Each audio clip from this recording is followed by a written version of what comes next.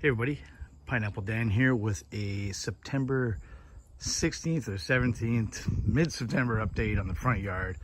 It's been a while since I posted a video, so I just wanted you guys to have a look and see, and we'll go from there. Almost sad knowing that in a month from now or a month and a half, many of this stuff will be wrapped up or pulled out.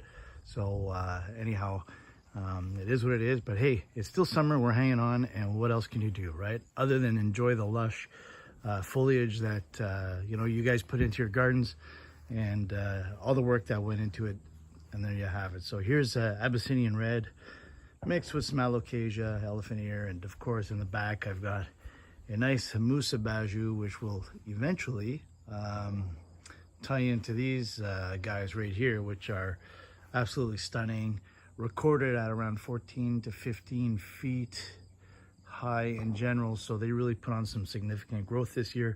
Fish emulsion was a way to go. So again, heavy feeders, heavy waterers, but Musa baju is the way to go for a nice soft tropical that comes back annually. Of course, these Abyssinians and alocasia elephant ears are going to come in and overwinter in the basement darkness. So anyhow, we'll see how that turns out. Of course, sable miners are always one of my favorites.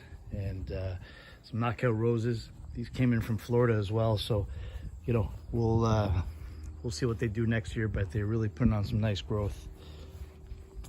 And there you have it. So I'm going to pause this now. We'll have a look at the backyard.